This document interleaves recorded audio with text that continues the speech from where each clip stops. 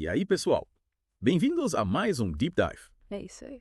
Hoje, a gente vai se aprofundar em um tema que tá dando o que falar no Brasil. O famoso foro privilegiado. Pois é, esse negócio de foro privilegiado não é brincadeira, não. É. A gente tá falando de mais de 55 mil pessoas no Brasil que têm esse direito de serem julgadas em tribunais superiores. 55 mil. Caramba! Isso é tipo a população de uma cidade inteira tendo um passe livre para cortes especiais. Você pode me explicar melhor essa história? Claro. Porque, pelo que eu entendi, o foro privilegiado significa que certas autoridades, por causa do cargo que ocupam, são julgadas em tribunais superiores, tipo o Supremo Tribunal Federal, e pulam aquela etapa inicial, né, que nós, cidadãos comuns, temos que passar. Exatamente. E a ideia inicial, pelo menos na teoria, é proteger essas autoridades de pressões locais ou influências que poderiam atrapalhar o julgamento. Entendi. A intenção é garantir que eles possam tomar decisões importantes sem medo de represálias. Então, em tese, seria tipo um escudo para garantir justiça e independência. Isso. Para quem está tomando decisões importantes. Exatamente. Faz sentido. Mas e essa quantidade absurda de gente que tem esse privilégio no Brasil?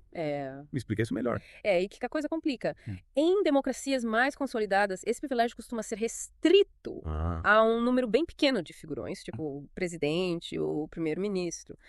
Mas no Brasil, a gente está falando de um número gigantesco, o que leva muita gente a questionar se isso realmente é proteção ou se virou uma brecha para a impunidade. Foi aí que entra o Álvaro Dias, ex-senador, com um projeto para tentar mudar essa situação, certo? Isso mesmo. E qual é a ideia principal desse projeto? O projeto dele quer limitar o foro privilegiado, de forma que as autoridades só sejam julgadas em tribunais superiores por crimes diretamente ligados ao trabalho dela. Entendi. Para qualquer outra coisa, elas seriam julgadas nos mesmos tribunais que a gente. Seria tipo, roubou o trabalho, Supremo, roubou fora do trabalho, justiça comum. Entendi. E qual a chance desse projeto ir para frente? Olha. Ele já foi aprovado no Senado? Caramba. E agora está na Câmara dos Deputados. E o mais interessante é que tem apoio de vários partidos. Sério. Parece que a galera tá reconhecendo que o foro, do jeito que está, pode estar mais atrapalhando do que ajudando. Parece que a coisa tá pegando fogo. Mas me diz uma coisa, em outros países, como é que funciona esse negócio de foro privilegiado? Olha, nos Estados Unidos, por exemplo, o foro privilegiado, ou impeachment, como eles chamam, é só para o presidente, vice-presidente e juízes federais. E só vale para casos de traição, suborno ou outros crimes graves relacionados às funções deles. Então lá a coisa é bem mais restrita, né? Bem diferente do Brasil. Totalmente.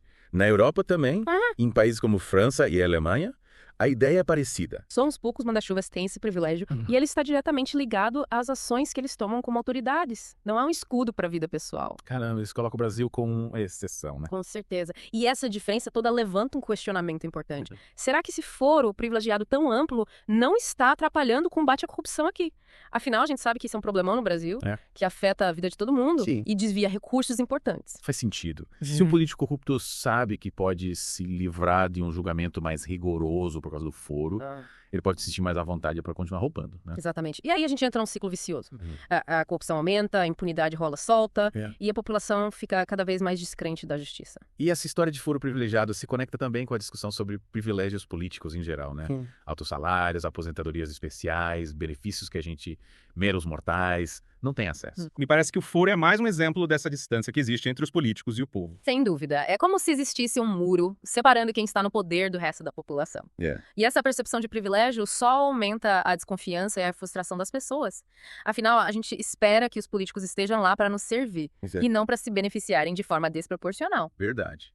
E aí fica a pergunta. Será que essa reforma do foro privilegiado seria um passo importante para mudar essa situação? Boa pergunta. Para aproximar os políticos do povo e fortalecer a nossa democracia. É uma questão complexa. Para entender melhor, precisamos analisar os argumentos a favor e contra o foro.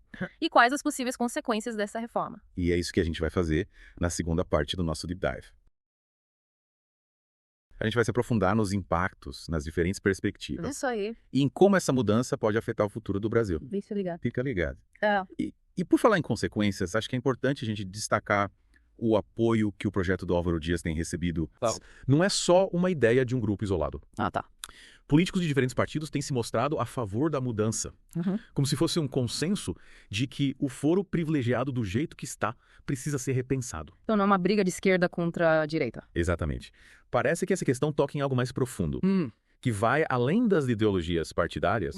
Tanto a população quanto os políticos têm demonstrado que querem um sistema mais justo e transparente.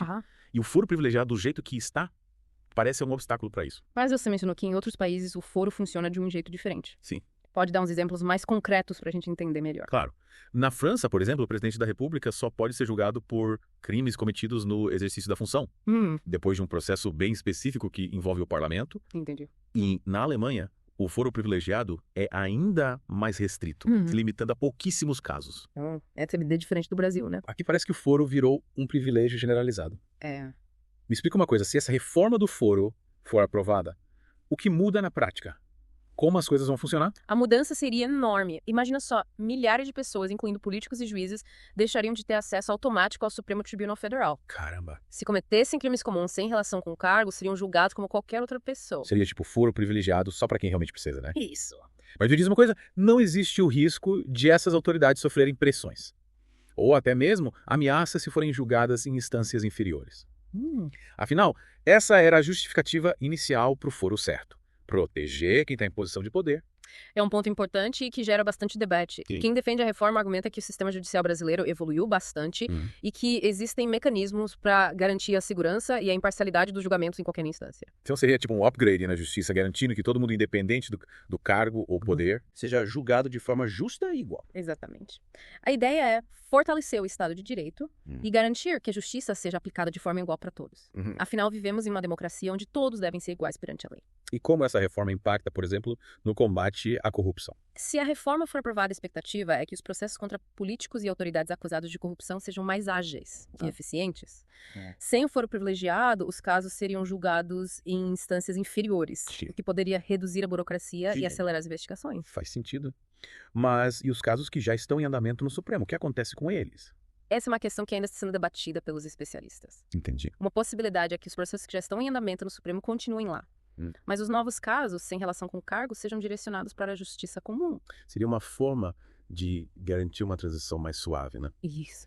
Sem causar um caos no sistema judiciário. Mas e a questão da impunidade? Será que essa reforma realmente ajuda a combater esse problema? Olha, essa é uma pergunta complexa que não tem uma resposta fácil. A reforma do foro, por si só, não vai acabar com a impunidade.